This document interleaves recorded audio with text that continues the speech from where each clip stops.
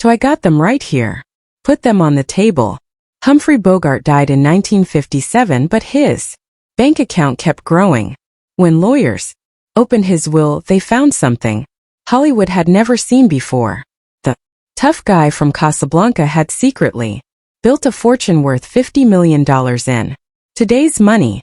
But that was just the beginning. His wife Lauren Beale turned that inheritance into something even bigger.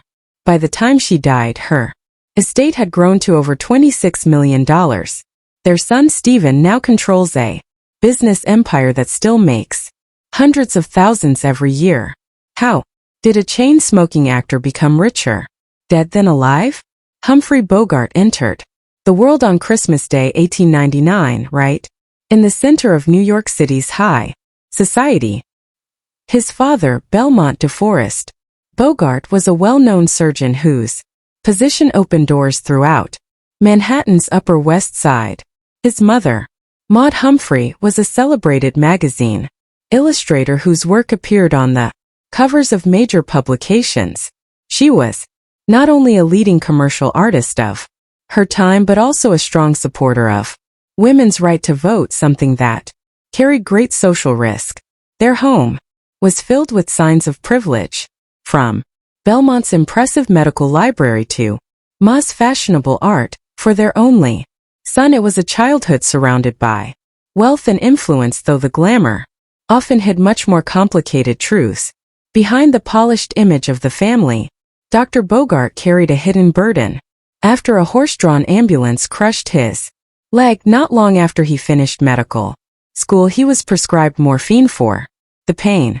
What started as treatment slowly became an opium dependency that he never overcame.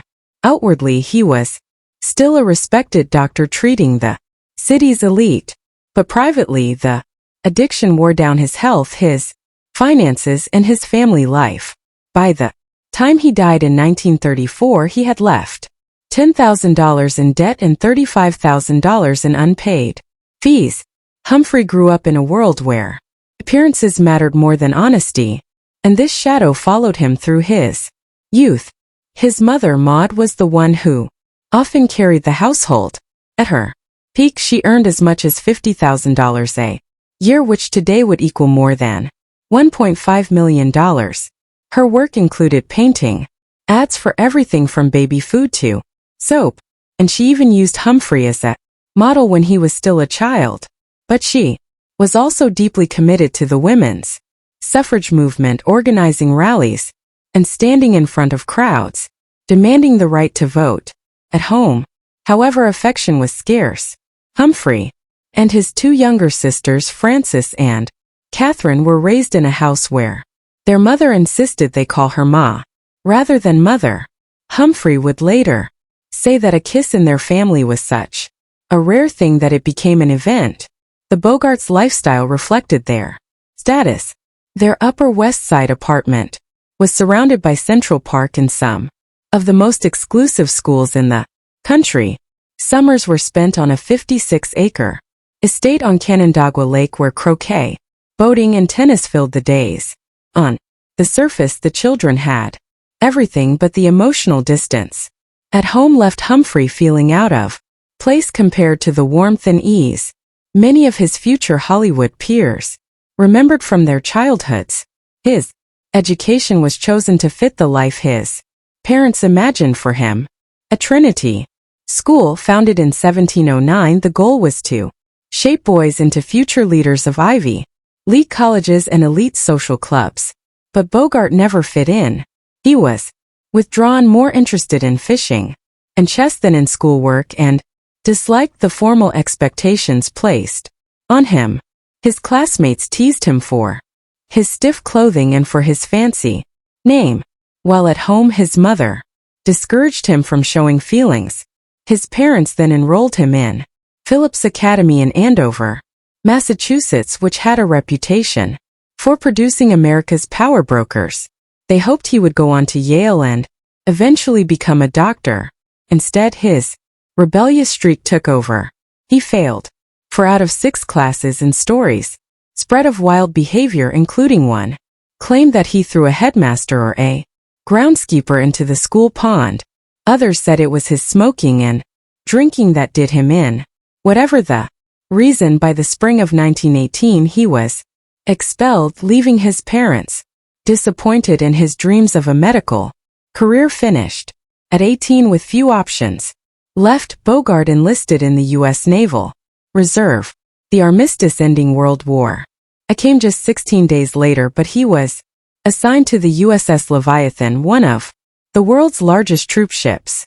Most of his service involved bringing thousands of soldiers back home from Europe. Once, after missing his ship, he was punished with 3 days of solitary confinement on bread and water.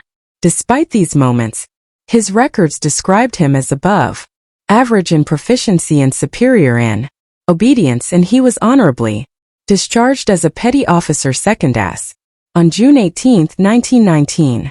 That brief military experience would later give him a sense of realism in the tough roles that made him famous.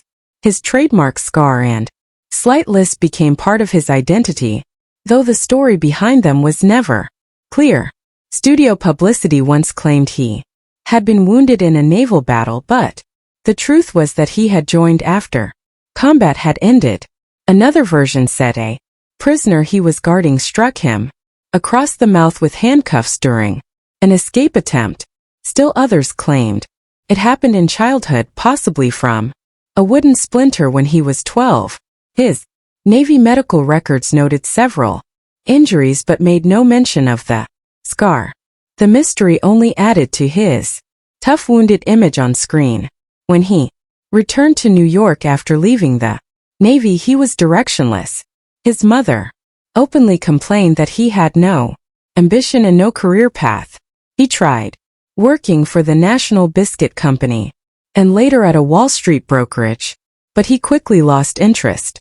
Instead, he spent much of his time sailing, riding horses, and socializing. To his parents, it seemed like wasted potential. But it was during this period that a family friend in the theater world offered him a job as an office assistant. Humphrey Bogart's path into show business